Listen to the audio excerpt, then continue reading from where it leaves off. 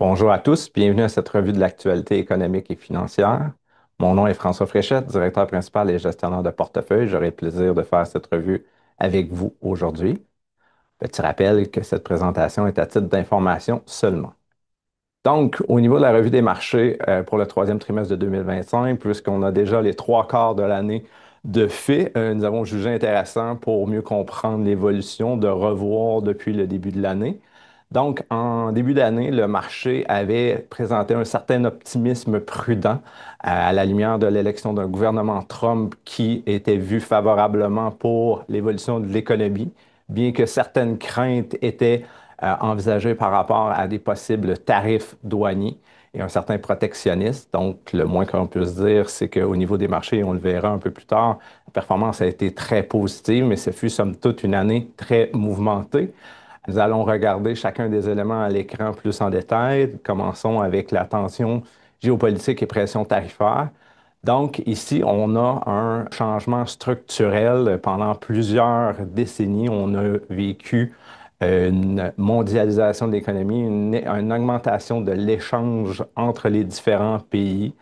Mais comme vous voyez le graphique à l'écran qui présente le taux tarifaire, donc le tarif douanier moyen payé aux États-Unis, avec la première gouvernement Trump en 2018 et avec la version 2.0 qui est débutée cette année, l'utilisation des tarifs douaniers pour venir revoir la balance du commerce mondial des États-Unis qui, ultimement, ont une balance commerciale négative avec la plupart de leurs partenaires commerciaux, voient un certain risque qu'on a pu voir, entre autres, notamment au niveau de la pandémie ou dans certains secteurs qui sont jugés stratégiques.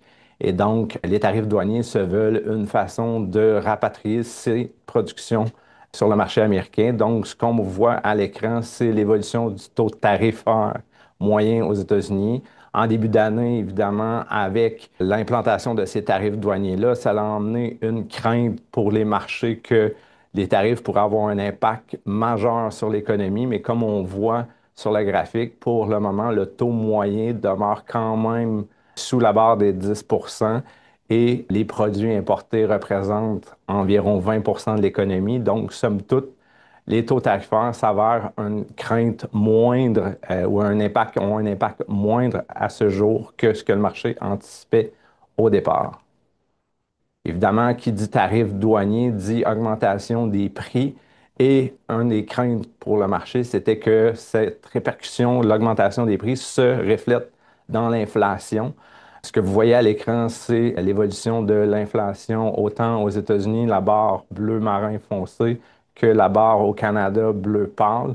Et somme toute, pour l'année 2025, l'inflation se retrouve pour le moment sous contrôle. Donc, les tarifs douaniers, pour le moment, et selon certaines études disponibles, on aurait à peu près un tiers de la hausse des tarifs qui se serait répercutée sur le prix des biens consommés. Mais il y a encore une portion importante qui a été, jusqu'à ce jour, conservée par les entreprises. Il faudra voir la suite des choses. L'inflation, tout de même, légèrement à la hausse récemment là, aux États-Unis à 2,9, au Canada à 2,4, mais à un niveau où le marché anticipe que l'inflation est sous contrôle et donne donc une certaine marge de manœuvre pour les banquiers centraux pour intervenir. L'autre élément, évidemment, avec les tarifs douaniers, c'est la croissance économique mondiale. Croissance économique mondiale avec les chiffres en octobre 2025 de l'IMF présente actuellement des signes de ralentissement avec 1,2 de croissance économique au Canada, 2 aux États-Unis, croissance nette après inflation, mais encore positive et continue de surprendre. Ça s'est reflété aussi dans les profits des entreprises. Donc, pour le moment, une économie qui est résiliente au choc tarifaire. Un des éléments, évidemment, qui a un impact sur la croissance économique, c'est tout ce qui est relié à l'intelligence artificielle.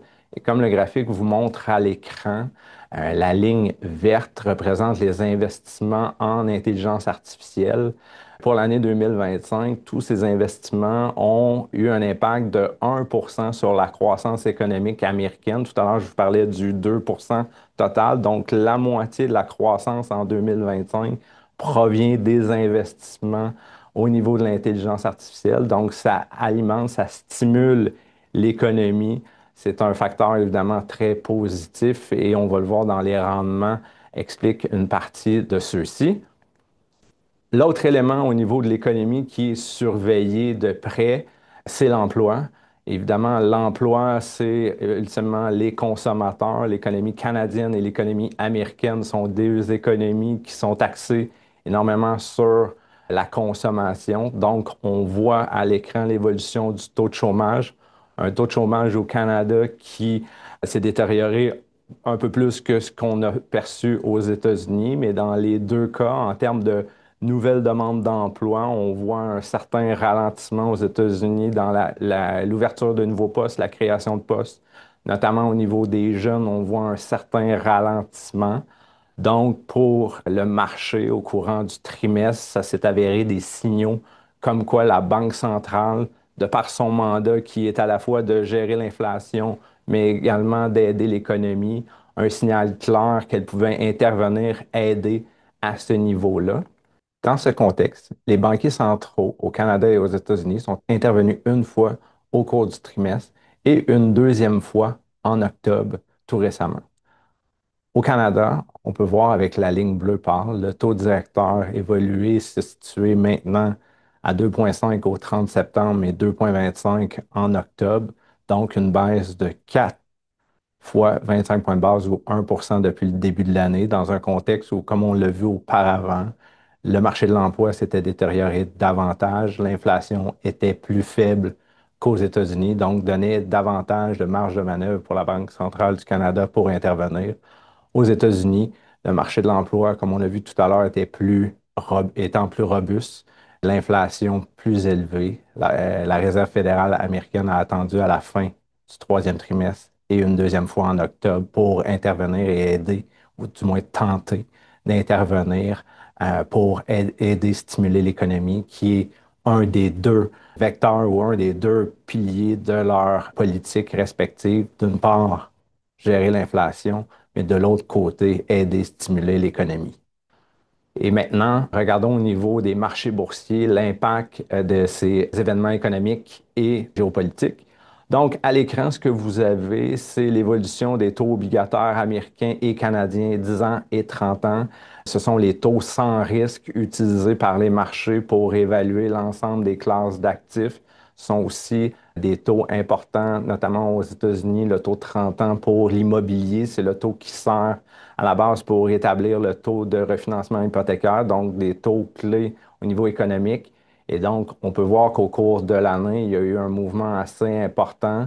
Dans un premier temps, une baisse des taux jusqu'au jour de la libération, qui était le jour des annonces des tarifs massifs de l'administration Trump à ce moment-là et jusqu'au budget Trump, le Big Beautiful Bill. On a vu une augmentation des taux, une crainte des marchés que l'endettement du gouvernement américain pourrait être important et donc nécessiter une prime de risque supplémentaire. Donc, on a vu une fluctuation, une évolution à la hausse qui est venue plafonner et retourner à la baisse au cours du troisième trimestre avec les données sur l'emploi qui confirmaient au marché des signaux clairs que la Réserve fédérale pouvait intervenir.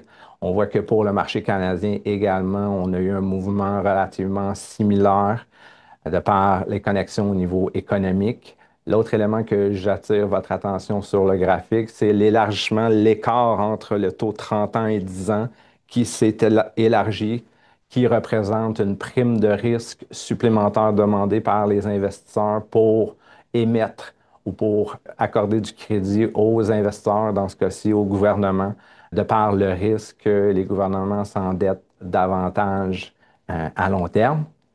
Au niveau des marchés boursiers, évolution également, un marché volatile. influencé en début d'année par les craintes des tarifs douaniers. On voit en avril là, une baisse abrupte des marchés avec la fameuse journée de libération de l'annonce des tarifs douaniers, tarifs qui ont été mis sur pause très rapidement par l'administration Trump et les marchés par la suite ont évolué de façon favorable avec les rendements des entreprises, les bénéfices déclarés par les entreprises robustes, les données économiques qui confirmaient que la Réserve fédérale pourrait intervenir pour aider l'économie et donc un marché, somme toute, fortement haussier. Si on regarde au niveau sectoriel, l'intelligence artificielle, tout à l'heure, je vous parlais des investissements dans ce secteur-là qui ont amené un certain engouement pour les titres dans les secteurs des services de communication, dans les compagnies de technologie de l'information et les secteurs cycliques plus sensibles au taux d'intérêt, à l'économie, services financiers qui ont eu des très bonnes performances. À l'autre bout du spectrum, les soins de santé avec les pressions de l'administration Trump pour obtenir des baisses au niveau des prix de vente de certains médicaments et les tarifs douaniers ont eu une pression négative là, sur ce secteur de façon relative. Une image pour montrer les rendements au troisième trimestre, donc des rendements fortement positifs avec l'ensemble là, des données économiques qui confirmaient, comme je mentionnais, une baisse des taux directeurs et une intervention qui est vue favorablement pour l'économie à long terme.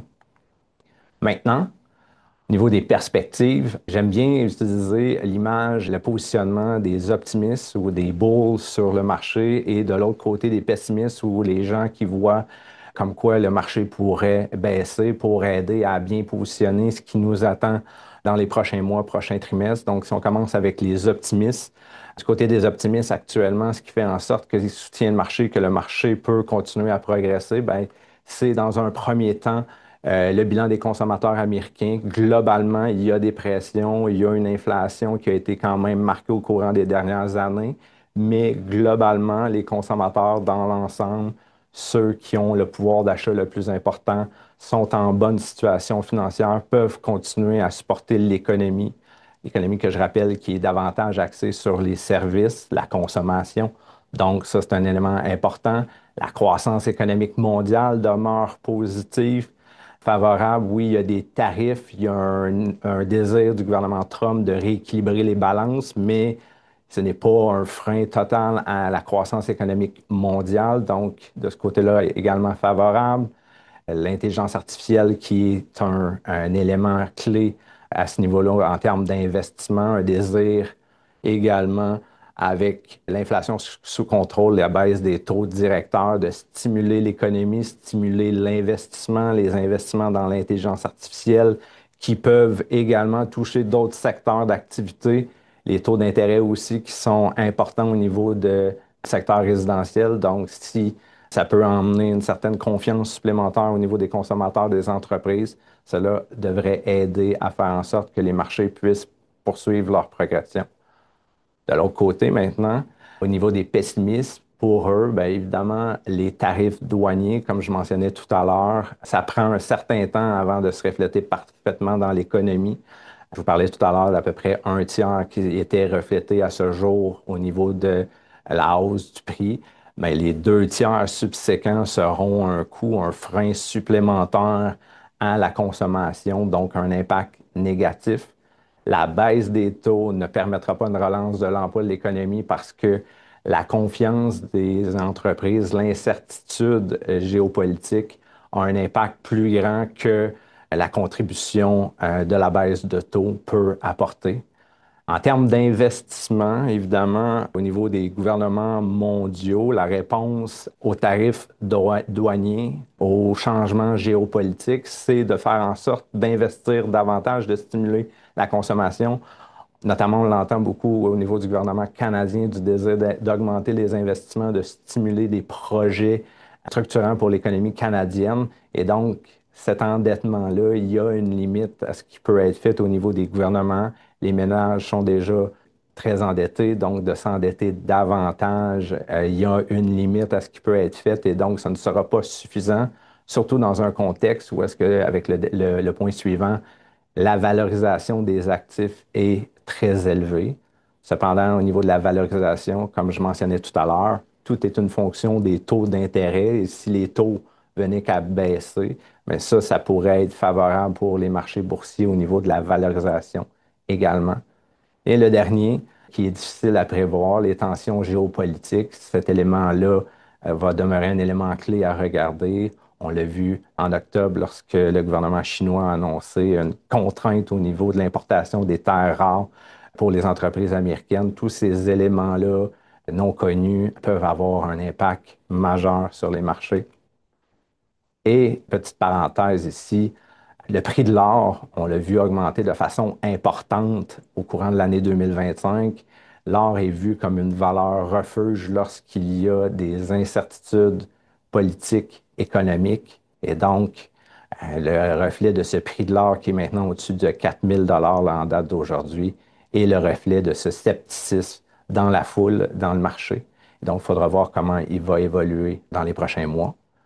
Et le dernier élément qu'on n'a pas parlé aujourd'hui, c'est évidemment l'arrêt du gouvernement, le shutdown américain. Il faudra voir, là, on approche un mois. Le marché anticipe que d'ici un mois, cette situation devrait se résorber, mais il faudra voir comment les choses vont se régler.